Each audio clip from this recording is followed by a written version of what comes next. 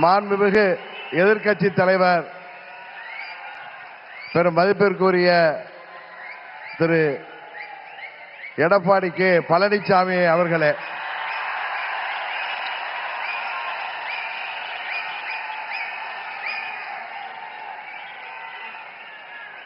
மாண்புமிகு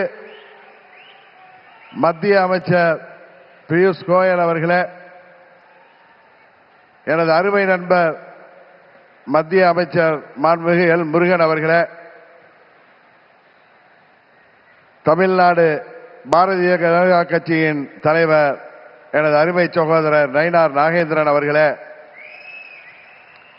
பாட்டாளி மக்கள் கட்சியின் தலைவரும் முன்னாள் மத்திய அமைச்சருமாகிய டாக்டர் திரு அன்புமணி ராமதாஸ் அவர்களே, மற்றும் வருகை புரிந்திருக்கின்ற நமது தேசிய ஜனநாயக கூட்டணியின் அங்கம் வகிக்கின்ற தலைவர்களே, வருகை புரிந்திருக்கின்ற நமது தேசிய ஜனநாயக கூட்டணியின் நிர்வாகிகளே, செயல் வீரர்களே, வீராங்கனைகளே, உங்கள் அனைவரையும் அம்மா மக்கள் முன்னேற்ற கழகத்தின் சார்பில் இந்த நேரத்தில் எனது நெஞ்சம் நிறைந்த வணக்கங்களை தெரிவித்துக் கொள்கின்றேன். தொடர்ந்து 3 முறை இந்தியாவின் பிரதமராக இந்திய மக்களால்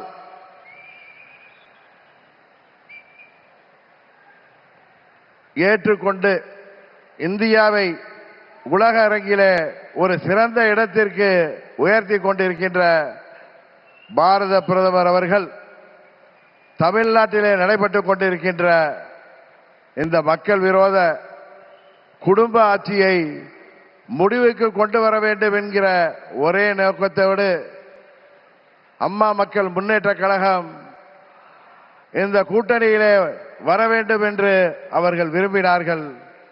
இன்றைக்கு நாங்கள் முழுமனதோடு தமிழ்நாட்டிலே தேசிய ஜனநாயக கூட்டணியை தலைமையேற்றிருக்கின்ற மதிப்பிற்குரிய திரு எடப்பாடி கே பழனிசாமி அண்ணன் அவர்களை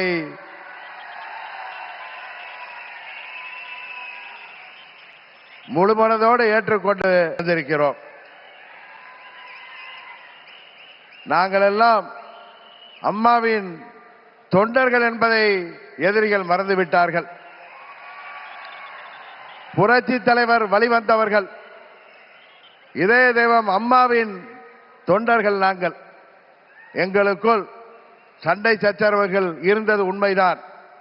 ஆனால் தமிழ்நாட்டின் நலனை கருதியும் அம்மா மக்கள் முன்னேற்ற கழகத்தின் நலனை கருதியும் மாண்புமிகு பிரதமர் அவர்களின் அழைப்பை ஏற்று நாங்கள் எங்கள் மனதிலே இருந்த எல்லா கோபதாபங்களையும் விட்டுவிட்டு 21 நம்மால் முடியாமல் போன அம்மாவின் ஆட்சியை உறுதியாக தமிழகத்திலே ஏற்றிட உருவாக்கிட எந்த ஒரு மனமாச்சரியமும் இன்றி, எந்த ஒரு தயக்கமும் இன்றி, எந்த ஒரு குழப்பமும் இன்றி, சில பேர் சொல்கிற போல எந்த ஒரு அழுத்தமும் இன்றி அம்மா மக்கள் முன்னேற்ற கழகம் இந்த கூட்டணியிலே எங்களை இணைத்துக் கொண்டிருக்கின்றோம். இந்த கூட்டணியின் வெற்றிக்காக அம்மா மக்கள் முன்னேற்ற கழகத்தின் ஒவ்வொரு தொண்டரும் தமிழ்நாடு முழுவதும் அயராது பாடுபடுவான் என்கிற உறுதியை மாண்புமிகு பிரதமர் அவர்களுக்கும் எதிர்க்கட்சி தலைவர் மாண்புமிகு எடப்பாடி பழனிசாமி அவர்களுக்கும் இந்த நேரத்தில் நான் சொல்லிக் கொள்கிறேன். ஒரு விஷயத்திலே எதிர்ப்பதென்றால் அதிலும் உறுதி, ஆதரிக்க வேண்டும் என்றால் அதிலும் உறுதியாக இருக்கக்கூடிய தன்மையை அம்மா அவர்கள் எங்களுக்கு கொடுத்திருக்கிறார்கள். ஒரே குடும்பத்தைச் சேர்ந்தவர்கள், பங்காளிகளாக இருந்தவர்கள் நாங்கள்.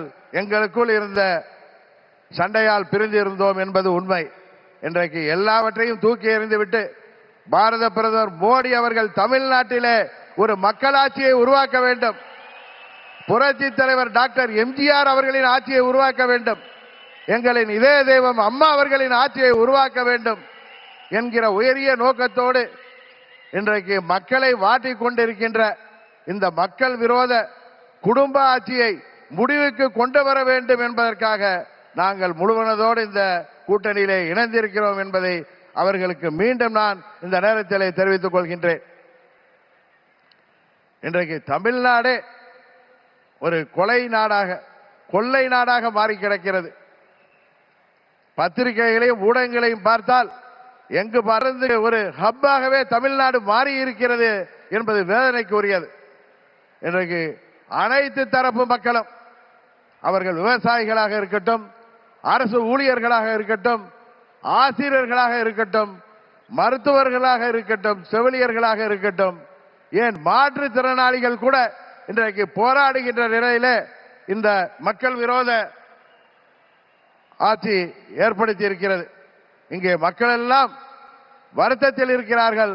ஆனால் திரு ஸ்டாலின் அவர்கள் தனது மகன் உதயநிதி ஸ்டாலினை முதல்வராக்க துடித்துக் கொண்டிருக்கிறார். அதை அந்த குடும்ப ஆட்சியை உறுதியாக நாம் முறியடிப்போம். தமிழ்நாட்டிலே மீண்டும் மக்களாட்சியை, புரட்சி தலைவர் ஆட்சியை, அம்மா அவர்களின் ஆட்சியை உறுதியாக உருவாக்குவோம் என்று கூறி வாய்ப்புக்கு நன்றி சொல்லி விடைபெறுகிறேன். நன்றி, வணக்கம். உடனுக்குடன் செய்திகளை தெரிந்து கொள்ள சன் நியூஸ் பெல் ஐகானை கிளிக் பண்ணுங்க.